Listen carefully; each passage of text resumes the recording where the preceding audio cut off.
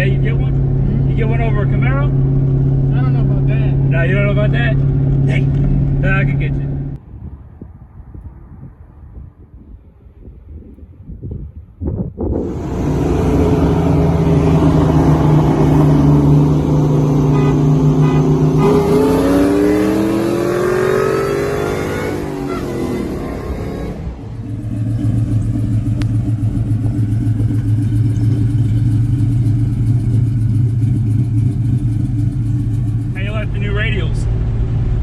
Pretty cool. Gotta test them out first. Gotta test them out first. Glad you said that, buddy. It's gonna fall off anyway. You already took the hat off? It's not gonna fall off anyway. Glad you said that. Oh no, I'm gonna like break my neck.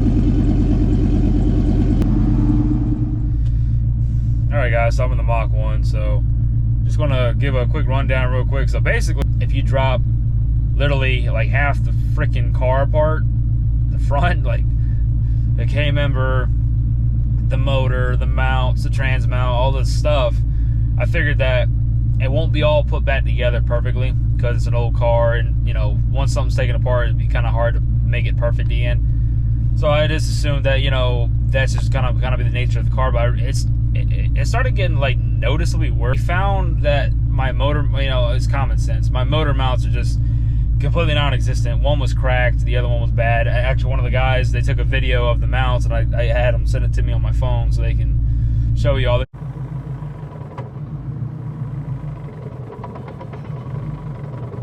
So my trans mount was basically non-existent, or not even there, basically.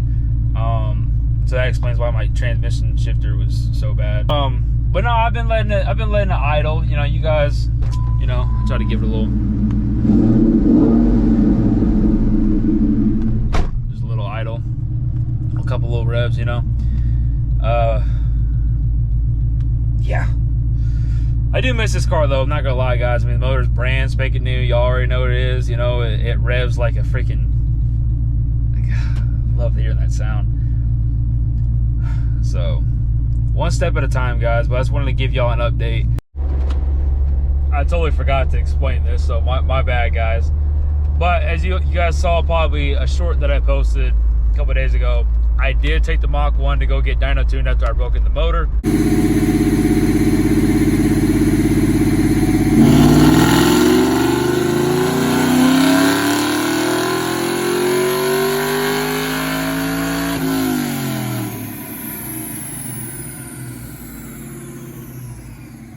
However, there was another problem with the car, and this is the first time this has ever happened, apparently, like the history of ever.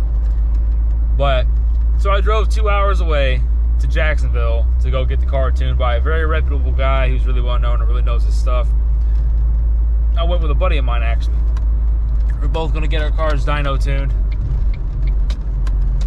I did one pull on the car just to see the air fuel and to see what it makes on the tune that it's currently on since the old motor, because my OBD port is fried.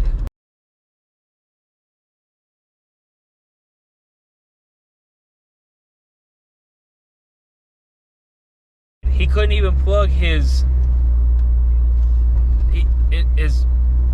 whatever doohickey to the car to get it tuned, to actually get it tuned.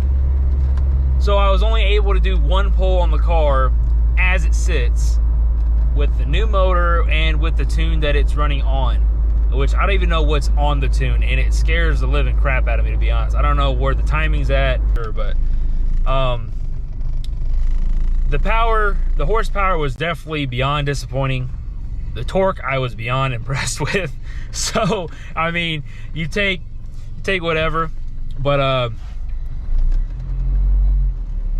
I realized that I shouldn't be too mad at the car because I dropped the compression on the engine. The reason why I dropped the compression was because I planned on boosting the car, but honestly, as we all know, I might just sell the thing.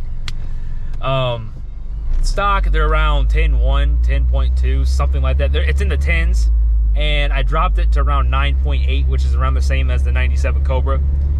So I just wanted to be a little bit safer and have some okay power.